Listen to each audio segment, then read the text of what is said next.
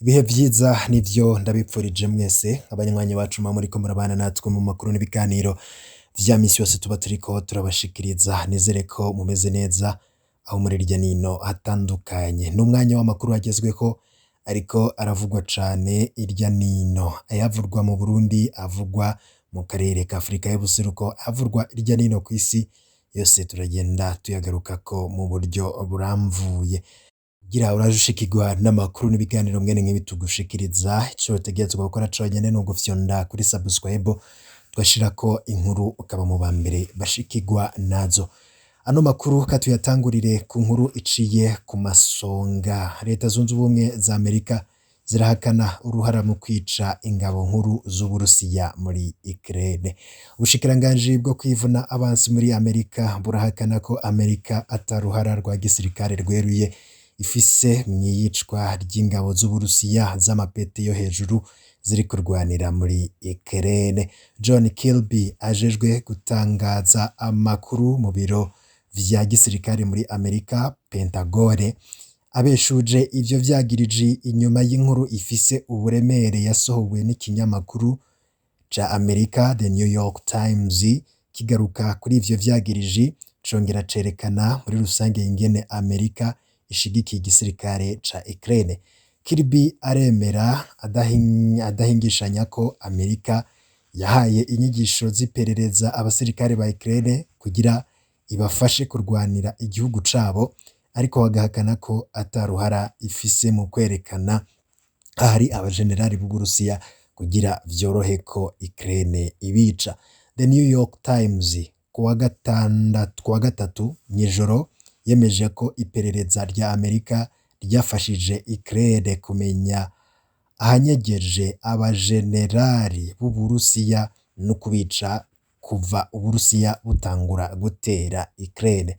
Ikinyamakuru The New York Times kivuga ko bamwe mu bategetsi ba Amerika batashimye ko amazina yabo aja ahabona, aribo bakibwiye ko abajenerali barenga 20 b'Uburusiya bishwe na Ukraine, kandi ko abenshi mu bishwe Ukraine yamenye ibibanza barimwo ibifashijwe na Amerika.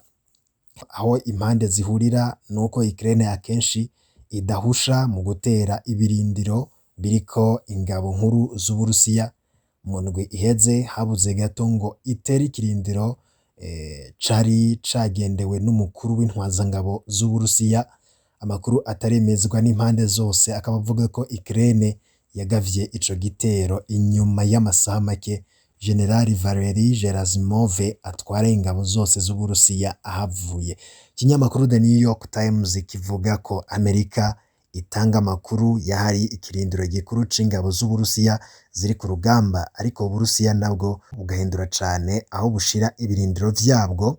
Umuvugizi wa Pentagoni kuri ibi ashimangira ko Ukraine ariyo yihitiramwo aho igaba ibitero nabo ibigabako. Akanama kajejwe umutekano mu biro kwa perezida wa Amerika kanebaguye inkuru ya The New York Times kavuga ko yuzuye ugusamara. Tugarutse ku makuru avugwa ngaha mu gihugu c'u Burundi, abarundi bipfuza kuja gukora akazi mu nzu mu gihugu ca Arabia Saudite bagiye kurungikwa bizwi na leta y'u Burundi, bikaba vyashikirijwe n'umushikiranganji w'imigenderanire n'ayandi makungu Albert Shingiro hari igihe yarahejeje gushikiriza mu nama nkenguzamateka uwo mugambi wo kurungika abakozi bipfuza gukora ubuzi bwo mu nzu muri Arabia Saudite. Tubamenyeshe ko kw'igenekerezo rya 21 Ndamukiza umwaka 2022 inama nshingamateka yaheruka gukorana kugira yige integuro igenga amasezerano ajanye no guhanahana abakozi bo mu nzu hagati y'igihugu c'u Burundi n'igihugu ca Arabia Saudite. Wari yaserukiye leta umushikiranganji Gervais Ndirakobuca yamenyesheje yuko ico leta y'u Burundi yipfuza ari uko abakozi bokoroherwa ndetse bakanabona inyungu muri ako kazi, ariko kandi bakinjiza amahera y'agaciro maze bikagaruka gufasha mu iterambere ry'igihugu. Izo opportunity zishobora kuba ziri ari nyinshi kuko barakeneye abo bakoresha mu mirimo itandukanye mu mamagaze yabo, bavuze ibijanye n'inyubako, ibi byose izo porotine muri rya bihugu ziriyo, mugabo nibaza ko ikibazo gikomeye cyane ngaha ari ikibazo c'ururimi, nabyo ni muri leta tukaba twarategekanije muri rya ordonance yuko abantu imbere yuko bajayo bazobanza kwigisha ururimi, bakagira notion de base. Mwana bamenyesha bajya kubahwa bashinga amateka ko dukoranye n'ikigo kijejwe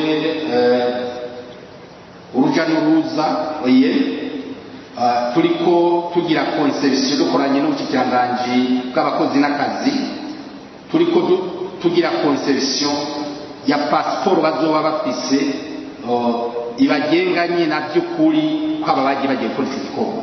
Nazo bari passport nk'iyi y'igihugu, mugabo bazo bari passport ashobora kwerekana hageze hose, bakavuga bati izo biriko les devoirs ziwe, agateka cy'uko ateza kugenda nibateza guhagararira, azoba yifise ahageze hose, ashobora kwerekana bakavuga bati uyu muntu aje gukora iki gikorwa. Ibyo rero turikorana nawe yene, kandi nibaza yuko bizogira icyo bifashije, uburyo ubonye n'ubwo rupapuro rwiwe arufise uzoca uvuga ko umuntu akora ibi muri iki gihugu cacu, kandi ibyo afitiye uburenganzira n'ibi ko tuzogerageza tukabishyiramo muri senteze nka kugira carte jaune usanga yanditsemo uko bimeze, ibyo iranditse bimeze. Icyo turiko tugikoranye nawe yeme. Nyuma yo kwiga uwo mugambi warungitswe na leta mu nama nkenguzamateka, inama nkenguzamateka y'u Burundi yahavuye iwemeza 100%. Ibindi biriko biravugwa cane, abavuzi b'ingoma bo mu Gishora basaba gusubizwa imiliyoni zirenga 6 bakoresheje igihe bashaka kuja i Dubai. Abatimbo b'ingoma bo mu Gishora muri komine Giheta basaba gusubizwa amahera arenga imiliyoni zirenga 6 z'amarundi bakoresheje mu myiteguro y'urugendo, aho bari kujana n'umukuru w'igihugu mu gisagara ca Dubai muri Emira Arabzini. Urwo rugendo rwabo rwavuye rusiba ku munota wa nyuma, hari ku wa 8 Munyonyo mwaka 2021. Urongoye abo batimbo akabamenyesha ko basabwe impapuro bita reçu mu rurimi rw'igifaransa.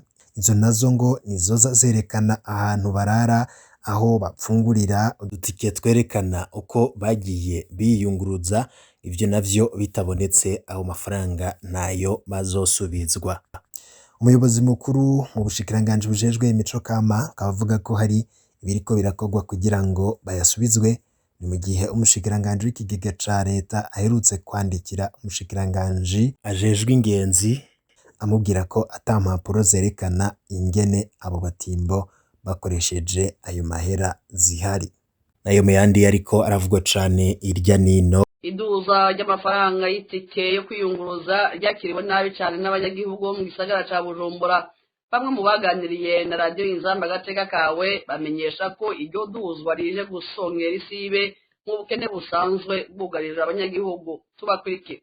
Naho ivyo biciro vyaraye biduze, koranezo zagumye ziriho kuko gushika n'ubu ico gitoro ntikiraboneka. Ikindi naco ivyo biciro vyaraye bishinzwe nta na hamwe vyigeze bishobora kubahirizwa kiretse mu gisagara ca Bujumbura honyene, ariko ku majase yunguruza abantu hagati mu gihugu babakura mu gisagara ca Bujumbura canke bazana mu gisagara ca Bujumbura canke bayatwara mu yindi mihingo, ivyo biciro vyase kubahirizwa. Itike yari 8,000 barihisha 10,000. Ubu insiguro bakavuga yuko nabo bitabavako kubera ko babuze igitoro. Iduza ry'ibiciro by'ibitoro nta kintu gikomeye byafashije. Ubundi abantu benshi bari bazi yuko haca habaho gutezurirwa na cyane cyane ku bijyanye n'ibiciro byo kwiyunguruza, ariko nta na kimwe cyahindutse. Nk'ubu iki kiracyari hejuru, nta ngingo n'imwe ifatwa kugira ngo igabanuke, ariko ikibazo ntikiri aho. Ikibazo kiri ku kuntu ibyo bitoro bitaboneka, kuko mu bisanzwe leta icyo yakoze yadugije igiciro cy'ikintu kitabaho, ikintu kitahari.